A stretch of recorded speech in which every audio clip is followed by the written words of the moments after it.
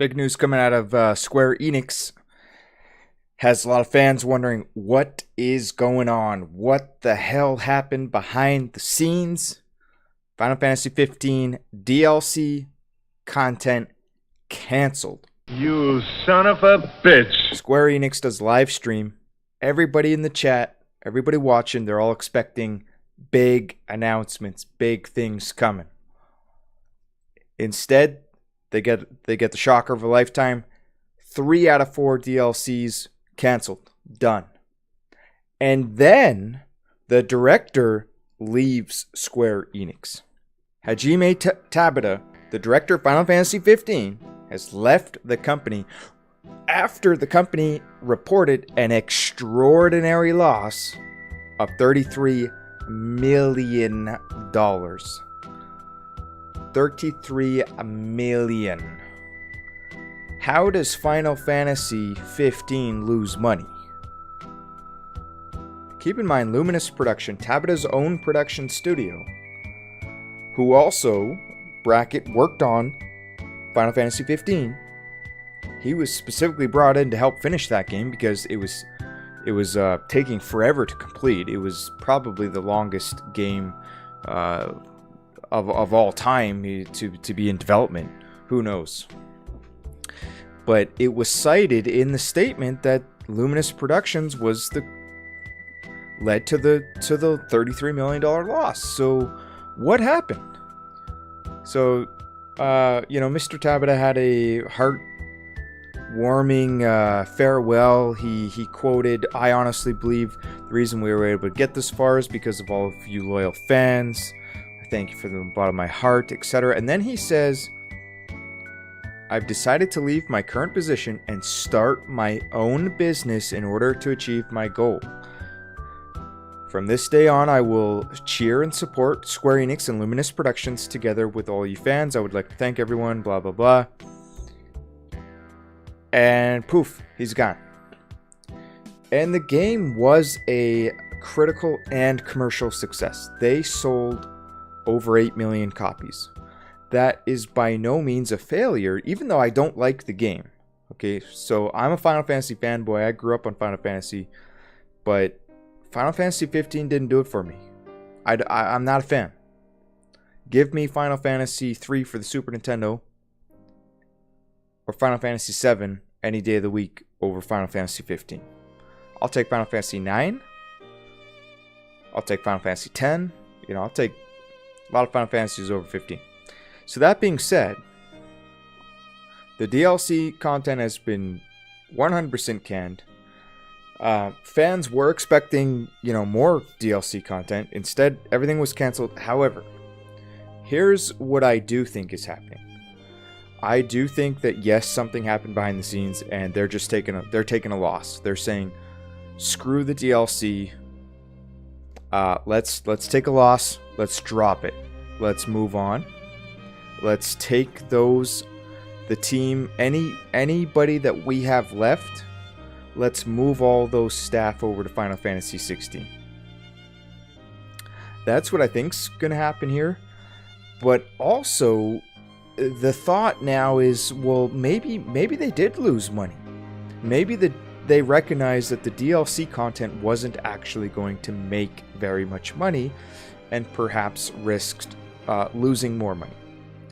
So maybe Final Fantasy 15, the popularity is dead already, and they just can't justify the cost of making the DLC.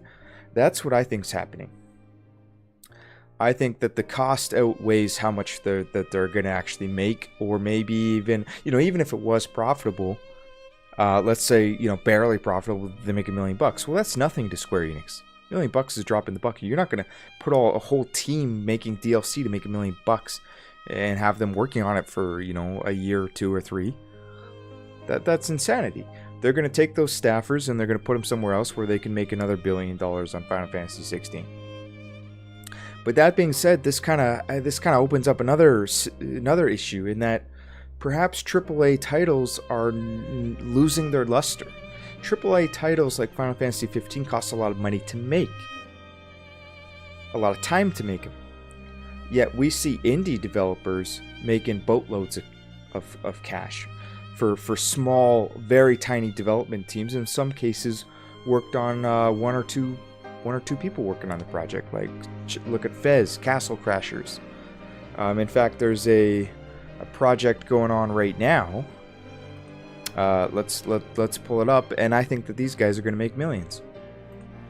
Here's a game on Kickstarter right now that's going to make multi millions, which is nothing for Squaresoft or Square Enix, but for a company with a very small team, what I think is a handful of people, maybe 4 or 5, including the composers creating the music. This is a tiny team. This is a very easy game to make. It's not classified as AAA because it's an indie game, but this can compete with any AAA title out there. Without getting into too much detail here, this is the next Legend of Zelda: Secret of Mana put together. Where does such selfless resolve come from? And what I'm getting at here is not AAA titles that cost $100 million to make. Perhaps the future of gaming is gearing toward the much more, cheaper to produce title that can still produce a AAA game in terms of quality. Just because this is 16-bit graphics doesn't make it any less quality than a Final Fantasy 15. You can still have a great storyline, a great gameplay. You can have great everything. You don't have to have, incredible CGI that costs you millions of dollars to produce a game just as good. And I think that is the future of gaming. I think that the future of AAA titles is going to have to change, and the costs are going to have to come down, especially as these companies are now having to... Indie games are taking off, okay? Indie games have blown up in the last 3 years, 3 to 4 to even 5 years. And they continue to blow up. And it's not just indie games. It's... AAA games are having to compete with other sources, other competitors, such as mobile gaming. Mobile gaming is taking over. Mobile gaming is the number one producer of games and the number one moneymaker. Look at Blizzard. They just announced that they're entering the mobile market. They're putting Diablo onto a mobile phone, despite outrage from fans, because they know that, hey man, it's a license to print money, and there's a new audience out there that they're going to be tapping into. That's a whole other video right there. But they are going to make money on it, and they are going to make a lot of money. And it sucks. Yeah, I don't want to make it a mobile game either. But hell yeah, I'm going to download it anyway too. So, I think that's what's going on. I think perhaps Final Fantasy 16 may be of a lower budget. Perhaps this leads into Square Enix saying, hey, you know what? Why don't we go back and make a traditional 16-bit Final Fantasy? Why don't we try that again and make it faster to produce? It won't take 10 years to make. We can have an excellent storyline just like Final Fantasy 6, Final Fantasy 3 for Super Nintendo. Let's do that and let's see if we can make $100 million on that. Why not? Octopath Traveler.